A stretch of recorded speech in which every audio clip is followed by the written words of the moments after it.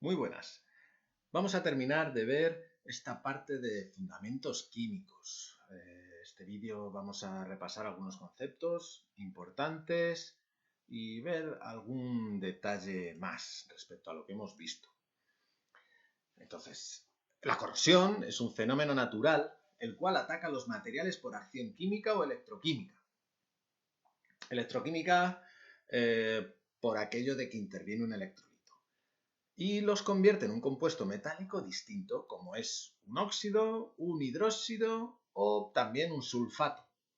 Son los tres componentes típicos en los que se degradan los metales por la acción química. El fenómeno de la corrosión tiene lugar por la tendencia de los metales a volver a su estado natural. Tienen tendencia a ceder electrones y al ceder electrones forman iones positivos. Y un ion positivo es muy goloso para todos esos iones negativos que hay en la naturaleza. Así que reaccionan con él y van formando minerales. Y de esa manera el metal vuelve a su estado natural. Pensemos qué metales podemos encontrar hoy en día en estado puro en la naturaleza. A ver, pensemos un instante. Bueno, el oro, por ejemplo. El oro lo vamos a ver en estado puro en la naturaleza. ¿Por qué? Porque tiene una tendencia muy baja a reaccionar. Pero en cambio el aluminio, que tiene una tendencia muy alta, o incluso el hierro, nos va a ser imposible o prácticamente imposible encontrarlos en estado puro, o sea, encontrarnos un bloque, una piedra de aluminio pura, eso no se va a dar, sino que va a estar siempre en forma de mineral. Debemos diferenciar claramente lo que es corrosión, que es una degradación química, tiene lugar con una serie de reacciones químicas, de lo que es la erosión. La erosión es puramente mecánica. Las partículas de viento, las partículas que lleva el viento, como el agua o la arena o el polvillo, todo esto va erosionando las piezas, o el agua, por ejemplo, pensemos en un cañón, el agua de un río, cómo va erosionando, va desgastando de forma mecánica. La corrosión es un proceso totalmente distinto. Se necesitan 4 condiciones, como hemos visto, para que se produzca la corrosión. Primero, presencia de un metal que se corroa. Va a ser nuestro ánodo, va a ser el que se desprenda de electrones y se convierta en un ion positivo. Presencia de un metal, o no hace falta que sea un metal, por ejemplo, el carbono también puede actuar como cátodo en las estructuras de fibra de carbono. Pero bueno, presencia de un metal o un no metal con menor potencial de reducción que el anterior y por tanto que tenga menor tendencia a la corrosión. O dicho en otras palabras, un metal que tenga menor tendencia a ceder electrones. Esa parte es el cátodo. En los vídeos anteriores ya hemos visto que el cátodo no se degrada, solo se degrada el ánodo. Necesitamos un fluido conductor, el electrolito. Nuestro electrolito, en la mayoría de los casos, simplemente va a ser la humedad del aire. Y necesitamos contacto eléctrico entre cátodo y ánodo, para que los electrones que cede el ánodo los capte el cátodo para formar los iones de hidroxilo, que luego van a engancharse, a unirse a los iones metálicos desprendidos. En los vídeos anteriores, en los 2 vídeos anteriores, profundizo en este sentido. Si eliminamos cualquiera de estas 4 condiciones, el proceso de corrosión se detendrá. Típicamente actuamos sobre la presencia de fluido conductor, como pintando las piezas, de tal manera que el electrolito, la humedad, no toca sobre el metal, o sobre el contacto eléctrico entre cátodo y ánodo. Si yo aíslo eléctricamente, pongo un casquillo, pongo un separador sellante entre 2 piezas metálicas, voy a evitar que me forme lo que llamamos un par galvánico, o sea que una actúe como ánodo y otra actúe como cátodo.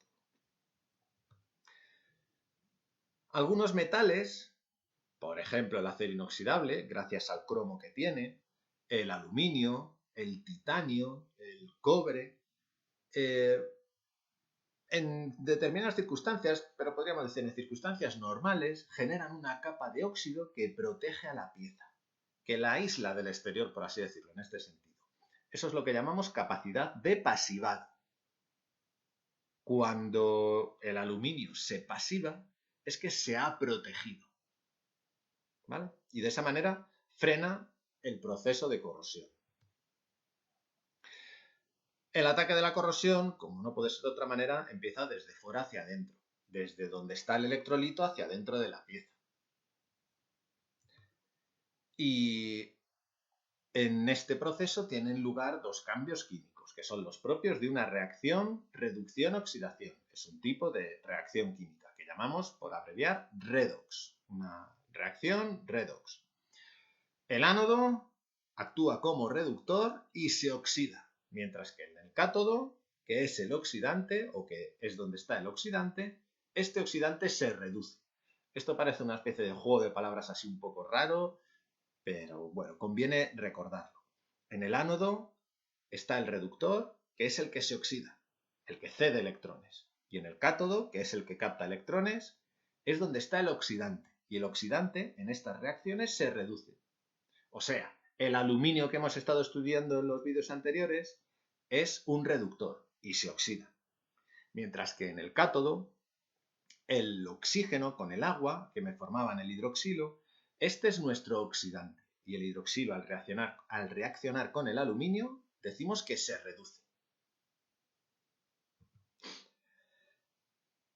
Y el ánodo es el que se corroe. El cátodo queda intacto, como si no hubiera pasado nada. Solo el ánodo se degrada. Otra cosa importante es que, y además importante para nosotros desde el punto de vista de mantenimiento, es que los productos de la corrosión son más voluminosos que el metal del que provienen. Son menos densos, ocupan más espacio. Por cada átomo de aluminio que pierde una pieza, para que se va a corroer, engancha con 3 hidroxilos, de tal manera que ese hidróxido de aluminio tiene un tamaño considerablemente mayor al del aluminio original. Esto es una ventaja, porque nos va a facilitar la detección, como veremos más adelante, de la corrosión, de dónde tenemos corrosión.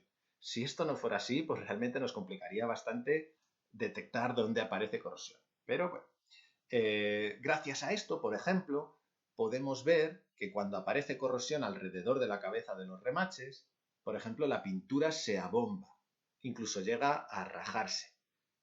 De esa forma, esto es debido al incremento de volumen que sufre el metal al corroerse, podemos ver, nos da una indicación visual de que ha aparecido la corrosión y entonces podemos actuar y eliminar la corrosión, hacer la reparación que corresponda. ¿Sí? Así que bueno.